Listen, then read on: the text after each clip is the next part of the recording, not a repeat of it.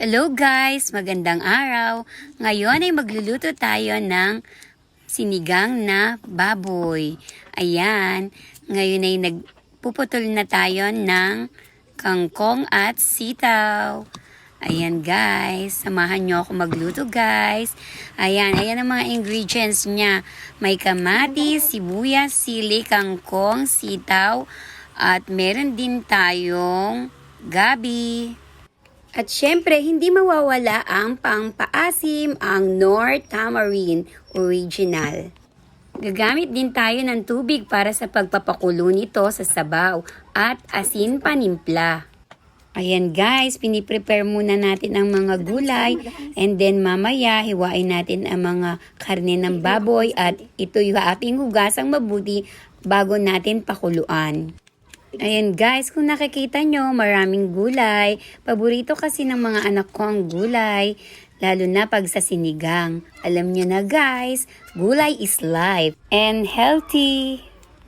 Masarap ang gulay sa sinigang, lalo na may sausawang patis. Ayan, ganyan lang pala ang paraan ko guys sa pagpuputol-putol ng mga kangkong. Hindi ko na yung ginagamitan ng kutsilyo o gunting pa. Pinuputol ko lang yan ng mano-mano gamit ang aking kamay. Ayan guys, patapos na tayo sa pagpuputol-putol ng mga kangkong. At ngayon naman ay isunod na nating hiwain ang mga karne ng baboy. Ayan, hiwain lang natin ang hiwang pang sinigang. Siya nga pala guys, ang ginamit ko nga palang parte ng baboy dito ay kasim dahil ito ay malambot ang laman nito. At isa pa, hindi ito masyadong mataba dahil ito ay malaman at may katamtamang taba na masarap sa pangsigang. Ayan guys, isunod na rin nating balatan ang sibuyas at i-ready na rin natin ang iba pang mga ingredients gaya ng kamatis. Balatan na rin natin ang gabi at hiwain natin. Masarap nga pala guys ang gabi dahil nakakapagpalapot ito ng sabaw ng sinigang. Ayan guys, ready na tayong magluto. Hugasan lang nating mabuti ang mga gulay at ang karne ng baboy bago natin ito pakuluan. Tara guys, isalang na natin. Ayan, nagpakulo na nga pala ako ng tubig at inlagay ko na rin ng baboy. Isinasabay ko na nga rin palang ilagay ang gabi dahil may katigasan ang gulay na ito. At nang sa gayon ay kasabay na rin itong lumambot ang karne ng baboy. Isunod na rin nating ilagay ang sibuyas at kamatis.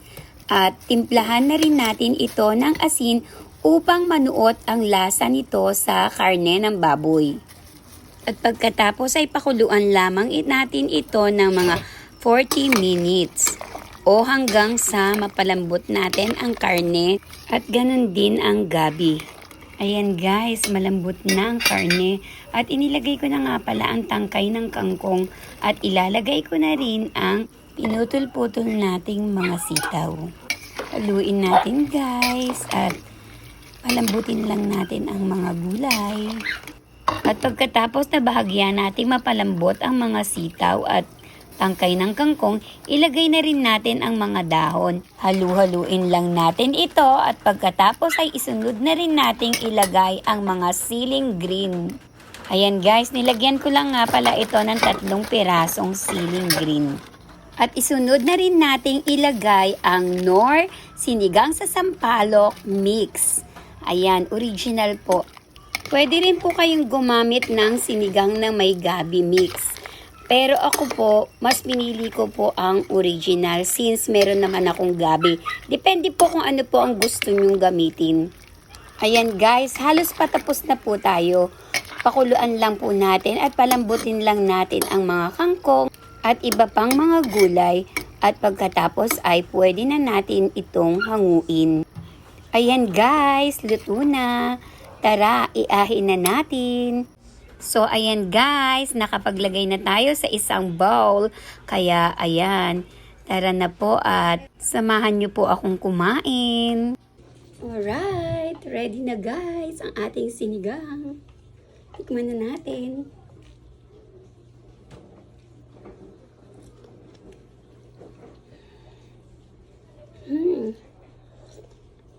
Asim. Sarap. Tara na po guys, kumain na tayo. Hanggang dito na lang po. Salamat po sa panonood. Bye-bye!